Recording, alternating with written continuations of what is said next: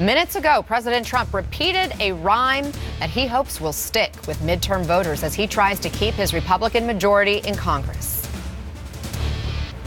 The choice for every American could not be more clear. Democrats produce mobs, Republicans produce jobs. That's become hashtag. Trump spoke for about an hour in Nevada, a key swing state where Republican Senator Dean Heller is in a very tight race right now against Democrat Jackie Rosen.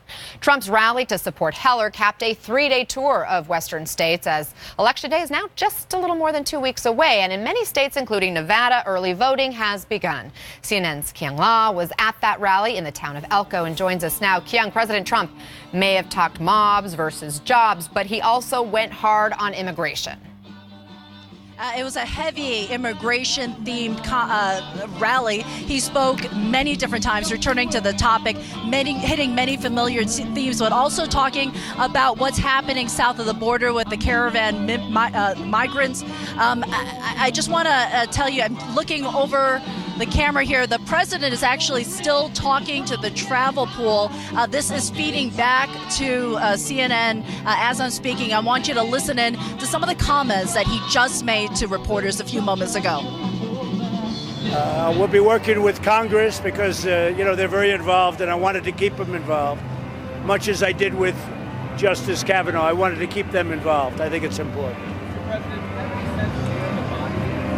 No, we don't. Nobody seems to know. Somebody knows, but nobody of the various investigation groups at this moment know, but we'll find out. They haven't identified that?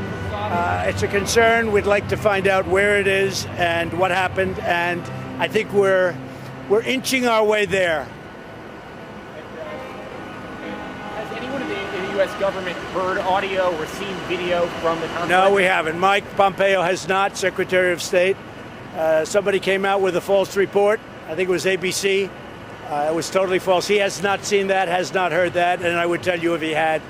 So far, we've heard about it, but nobody's seen it. Not even the CIA or NSA? Not that we know of. We have not gotten a transcript either. We've heard all about it. We're hearing about it just like you're hearing about it, probably from the same people. We have not seen it yet. It's possible. You don't know that, but it's possible. We've had a tremendously positive development with Mexico. I just want to say on behalf of the American public that we appreciate what Mexico is doing. They've really stepped up, and it will not be forgotten. We just signed our new trade deal with Mexico and with Canada, the USMCA, and now I'm very happy that we signed it. I really appreciate, and they've had some people that were very badly injured, 6 people at least. And we really appreciate what Mexico has done on the border. We appreciate it. First time this has ever happened. And hopefully it's because they respect the leader of the United States. But they have never done that before. And I will tell you that I appreciate what Mexico has done. Mr. President, you said yesterday, are you satisfied that some of them have been fired? No, I'm not satisfied until we find the answer. But it was a big first step. It was a good first step. But I want to get to the answer. With all of that being said, though, we have $450 billion, $110 billion of which is a military order. But this is equipment and various things ordered from Saudi Arabia. $450 billion. I think it's over 1 million jobs. That's not helpful for us to cancel an order like that. That hurts us far more than it hurts them. For the military equipment, they go to China, they go to Russia, and they don't have great equipment like we do. Nobody does. But they can buy their equipment from other people. So that would hurt us far more than it would hurt them. But there are other things that can be done, including sanctions.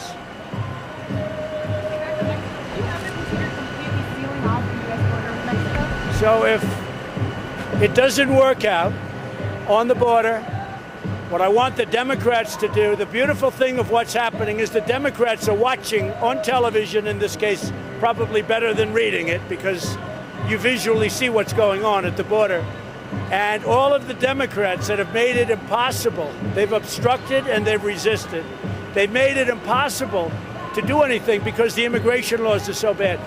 And I could sit down with Chuck Schumer and Nancy Pelosi, and in 1 hour, I could have an agreement done that would solve all of the things that you're watching that are so vicious and violent, where soldiers from Mexico are being injured badly by people. And I could solve this in 1 hour with Nancy Pelosi and Chuck Schumer. But they don't want to, but I think now they do, because I think it's a terrible political point for Democrats. I would call in the military and I would seal off the border. I would close up the border. If that happens, and if that continues to move forward, the caravan we're talking about, which is, I think, a man-made caravan, if you want to know the truth. I think some bad people started that caravan. More importantly, or maybe almost as importantly, you have some very, very bad people in the caravan. You have some very tough criminal elements within the caravan. But I will seal off the border before they come into this country, and I'll bring out our military, not our reserves. I'll bring out our military. Mr. President, in response to former Vice President Biden's apparently mentioning him on stage, you watched his rally. He had some harsh words for you earlier today. Now, look, Biden is a man that number one, he can't draw a crowd. He had almost nobody. You see what we have.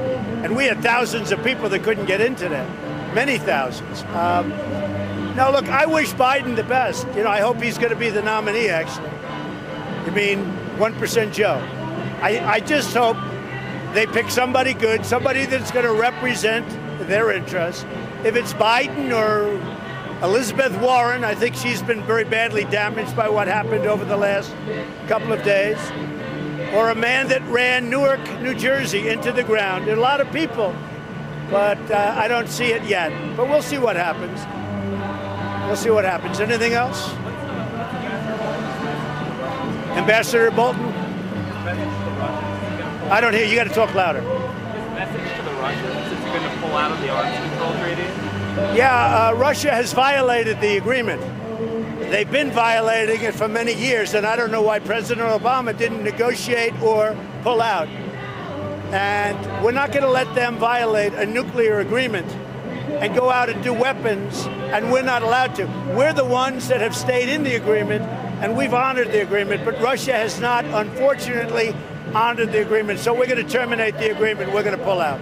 That's the INF? Yeah, the INF. Is there any update on your pick for UN ambassador? No, we'll have somebody great.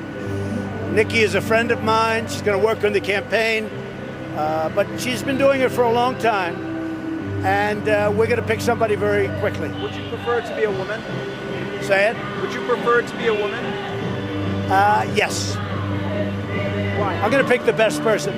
I think it would be good. I think she's done an excellent job, great job, and I would love to see. And I'll tell you, I'm interviewing 3 women and 2 men. We have 5 people, 3 women, 2 men. I think I might prefer that, but we'll see. Okay? Mr. President, you said you're going to do more on taxes. Do we expect to do something more in the next couple of months? And what should we expect to see? With respect to what? With respect to tax legislation, the next piece? We are looking at putting in a very major tax cut for middle-income people. And if we do that, it'll be sometime just prior, I would say, to November. Major what again? A major tax cut. We are going to be putting in, and are studying very deeply right now, round the clock, a major tax cut for middle-income people. Not for business at all, for middle-income people. Now, the last was for middle-income and for business, and our business is now coming back because of it. But we are looking at Kevin Brady's working on it. Paul Ryan is working. We're all working on it. And we're looking at a major tax cut for middle-income people who need it. What was your time frame for that? I would say sometime around the 1st of November, maybe a little before that. If I follow up on the INF real quick, you intend to terminate the agreement. Does that mean that you plan on developing those weapons and deploying them once again? We'll have to develop those weapons. Unless Russia comes to us and China comes to us and they all come to us and they say, let's really get smart and let's none of us develop those weapons. But if Russia's doing it and if China's doing it and we're adhering to the agreement, that's unacceptable. So we have a tremendous amount of money to play with on our military, $700 billion plus $716 billion. So Russia has not adhered to the agreement. So we are going to terminate the agreement and we are going to develop the weapons. If they get smart and if others get smart and they say, let's not develop these horrible nuclear weapons, I would be extremely happy with that. But as long as somebody's violating that agreement, then we're not going to be the only one to adhere to it. I think you understand that. Okay? We'll see you on the plane. Thank you. Thank you, everybody. Thank you.